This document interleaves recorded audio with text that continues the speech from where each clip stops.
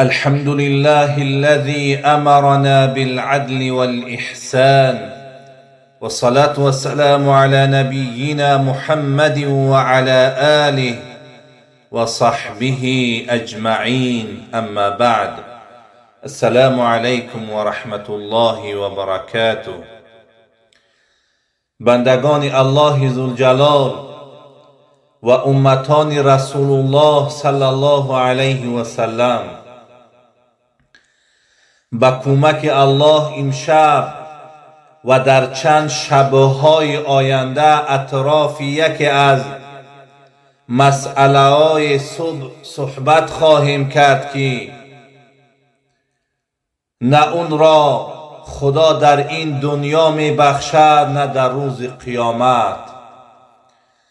و این گناه آنقدر بزرگ هست که خداوند جل شأنه بخشیدن این گناه را از خود بیرون کرده است، تا اینکه صاحب حق و آن کسی که حق او پایمال شده است از گناه تو نگذرد، خدا نخواهد گذشت. و این مسئله هم ای بندگان خداوند، این مسئله ظلم کردن به خلق خداوند است. اسلام عزیز، خدا و پیامبر ظلم کردن بر بندگان خدا را هیچگاه اجازت نمی دهد و این کار را یکی از بدترین گناهان برای ما و شما مقرر کرده است.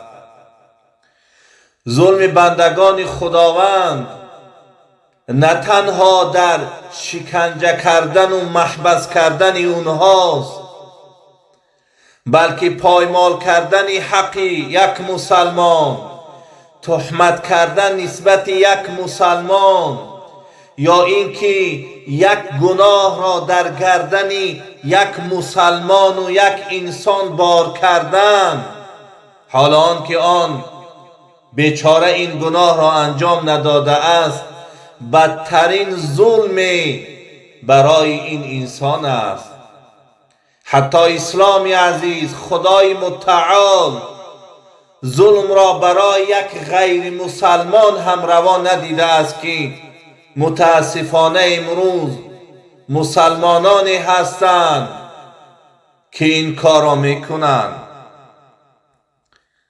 پیامبر خدا صلی الله علیه و سلم یک حدیث قدسی روایت میکنند که این را خداوند جل شأنه برای بندگانش گفته است: یا عباد انی حرمت الظلم علی نفسی و جعلته بینکم محرما فلا تظالموا. ای بندگانم، خدا برای شما میگوید، بندگان خدا، که من همین ظلم کردن در خود روا ندیدم. من خود کسی را از بندگانم ظلم نخواهم کرد و همین ظلم کردن برای شما هم اجازت نمیدهم. ای بندگانم، شما یکدیگر را ظلم ننمایید. یا عبادی انکم تخطئون باللیل والنهار وانا اغفر الذنوب جمیعا ولا ابالی فاستغفرونی اغفر لکم. خدا میگوید ای بندگانم، اصلا طبیعت انسان این است که از او خطای سر میزند، گناه سر میزند. خدا میگوید شما در شب هم گناه میکنید و در روز هم گناه میکنید و بدانید که من بخشنده همه گناهان هستم و هیچ پروایی نمیکنم اگر گناهان شما را ببخشم. فاستغفرونی، ای بندگانم از من آمرزش گناه طلب نمایید، من همه گناهان شما را میبخشم. یا عبادی کلکم ضال الا من هدیته فاستهدونی اهدکم. ای بندگان من، شما انسان‌هایی هستید که راه هدایت نمی‌دانید، راه زندگی را نمی‌دانید و راه پیشروی را نمی‌دانید، مگر این که این هدایت و پیشروی و این نشان دادن کار درست من برای شما نشان می‌دهم. پس دعا نمایید راه درست، رفتار نیک و هدایت را من برای شما نصیب می‌فرمایم. خدا میگوید ای بندگانم، شما همتان گرسنه هستید. اگر پروردگار متعال برای شما اگر طعام ندهد، راه کسب رزق را برای شما نشان ندهد، 100 ساله ها اگر کار کنید ای بندگان، راه تجارت و کسب رزق را نمیابید. یقین بدانید که پروردگار متعال برای شما این راه رزق و کسب و مال برای شما نشان داده است. خدا میگوید که دعا کنید، من شکم شما را و خزینه شما را و خاندان شما را از طعام پر میکنم.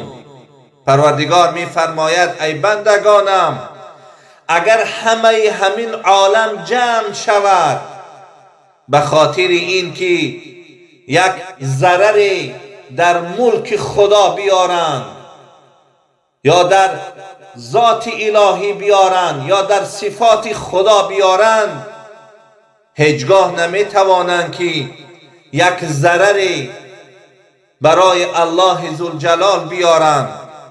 و اگر همه این انسانها و جنها، همه مخلوقات الهی را اگر جمع شوند تا که یک فایده برای الله بیارند، هیچ فایده برای خدای متعال آورده نمیتوانند. اگر همه مردم یک جایش سرد سجده مانند تا که ملک خدا زیاد شود، ملک پروردگار زیاد نمی شود. به عبادت شما هیچ چیزی در ملک خدا زیاد نمی شود و هیچ چیزی از ملک پروردگار عالمیان هم کم نمی شود. خدای جل شأنه می فرماید که اگر همه شما جمع شوند پس بپرسند از من هر یک کدام اونها در یک وقت آن چیزی که از این دنیا و آخرت میخواهم. ببینید در این دنیا اگر 10 نفر سوالت کنه و از تو چیزی طلب کنه راه تا گم میکنی، لیکن ببینید که پروردگار متعال اگر میلیاردها مردم در یک وقت اگر احتیاجات خود طلب کنند، پروردگار متعال میگوید که من احتیاجات اونها را برآورده میکنم و از ملک من هیچ چیز کم نمی شود.